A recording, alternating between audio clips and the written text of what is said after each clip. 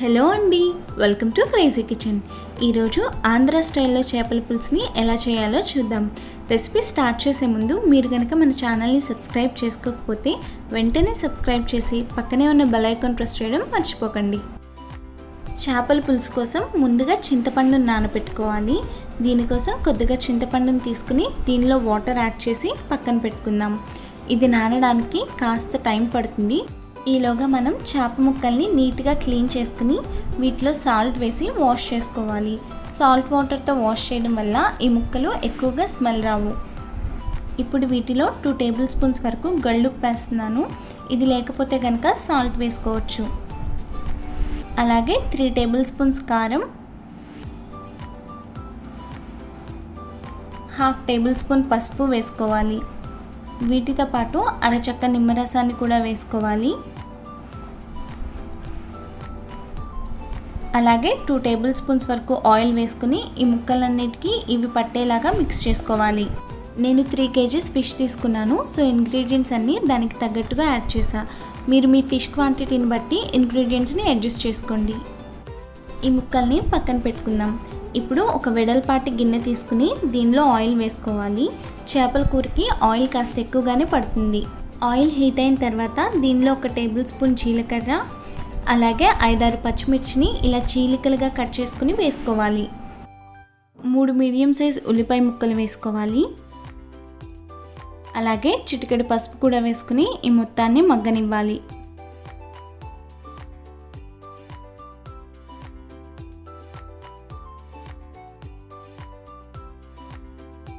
ఉల్లిపాయ ముక్కలు కాస్త మగ్గిన తర్వాత దీనిలో 2 టేబుల్ స్పూన్స్ అల్లం వెల్లుల్లి పేస్ట్ వేసుకుని పచ్చివాసన పోయే వరకు మిక్స్ చేసుకోవాలి.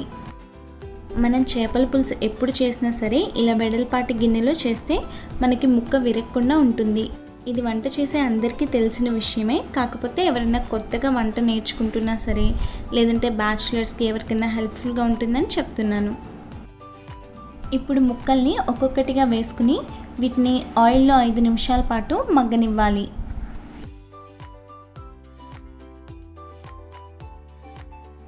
మనం చేపల కూర ఎప్పుడు చేసినా సరే ముక్కలు వేసిన తర్వాత గరిటతో అస్సలు కదపకూడదు.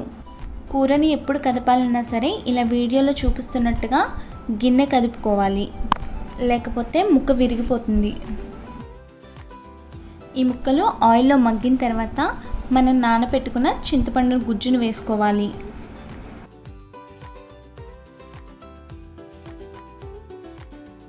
మరొకసారి ఈ కూర మొత్తాన్ని కదుపుకొని మూత పెట్టేసి కుక్ చేసుకుందాం.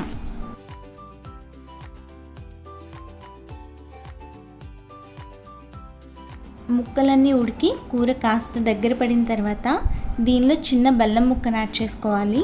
ఇది యాడ్ చేయడం వల్ల మన స్పైసెస్ అన్నీ బ్యాలెన్స్ అయ్యి టేస్ట్ చాలా బాగుంటుంది. గ్రేవీ అంతా దగ్గర పడి చుట్టూతో ఆయిల్ తేలుతూ ఉంటే మనకి కూర రెడీ అయిపోయినట్లే. మీరు ముక్కను కూడా చూడొచ్చు, చక్కగా ఉడికిపోయింది. ఇప్పుడు దీనిలో కొద్దిగా కొత్తిమీర వేసుకుని అలాగే 2 టేబుల్ స్పూన్స్ వరకు గరం మసాలా వేసుకుని స్టవ్ ఆఫ్ చేసుకుందాం. చాలా టేస్టీగా ఉండే చేపల పులుసు రెడీ అయిపోయిందండి. మీకు ఈ వీడియో నచ్చితే లైక్ చేసి మీ ఫ్రెండ్స్ అండ్ ఫ్యామిలీ మెంబర్స్తో షేర్ చేయండి. అలాగే సబ్స్క్రైబ్ చేసి పక్కనే ఉన్న బెల్ ఐకాన్ ప్రెస్ చేయడం మర్చిపోకండి.